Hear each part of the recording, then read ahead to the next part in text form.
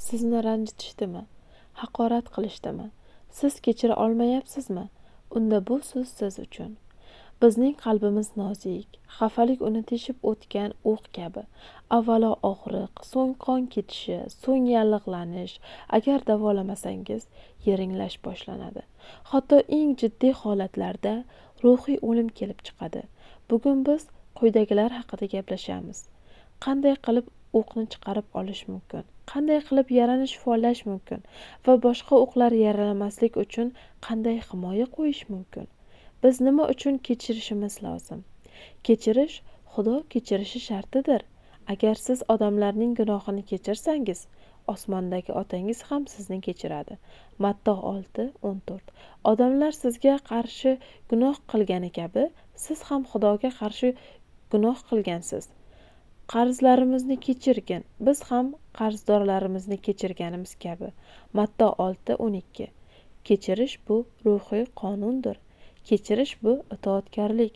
Iso Masih aytadi: 7 marta emas, 70 karra 7 marta kechiring. Matto 18:22.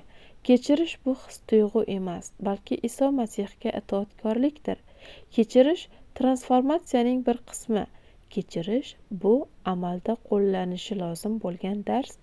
Agar siz kechirishga qaror qilsangiz, siz allaqachon boshqa odamsiz. Siz yengilsiz, siz xotirjamsiz, siz ozodsiz. Agar kechirmagan bo'lsangiz, siz og'ir, alamga botgan holda qolgansiz. Kechirish bu tanlov. Kechirish bu his-tuyg'u emas, bu tanlovdir.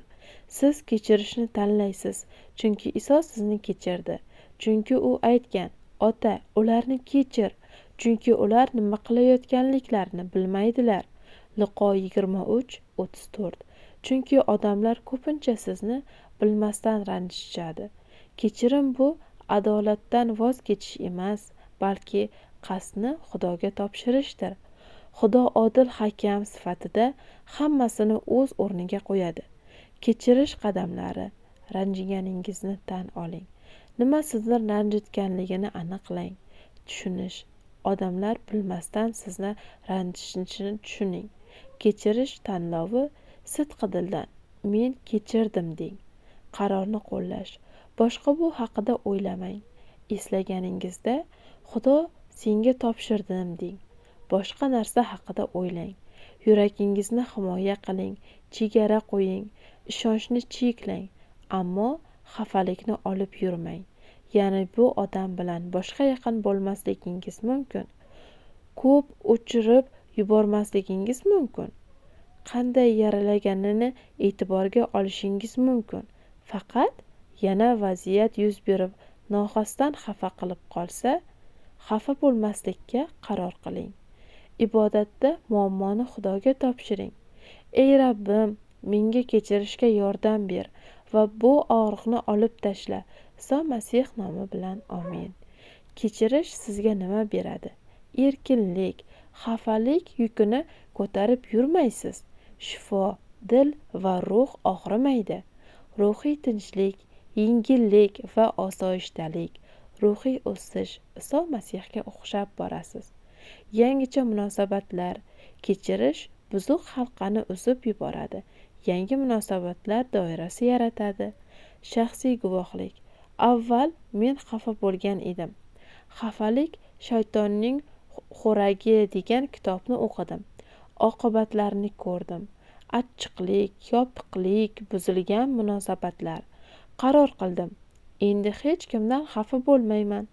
Odamlar hali ham yaralamoqchi bo'lishi mumkin, ammo men himoyalanganman.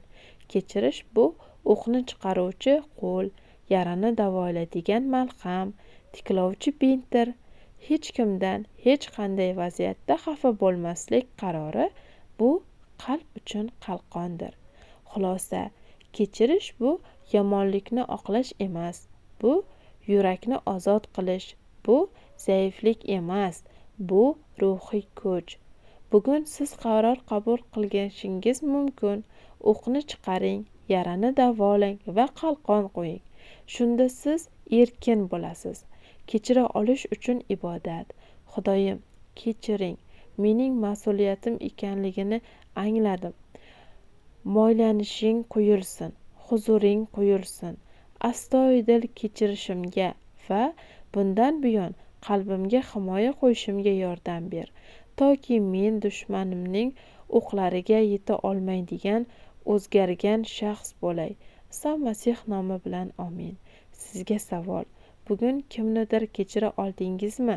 Izohlarda yozing, obuna bo'ling, layk bosing va bu videoni kechirishga muhtojlarga ulashing.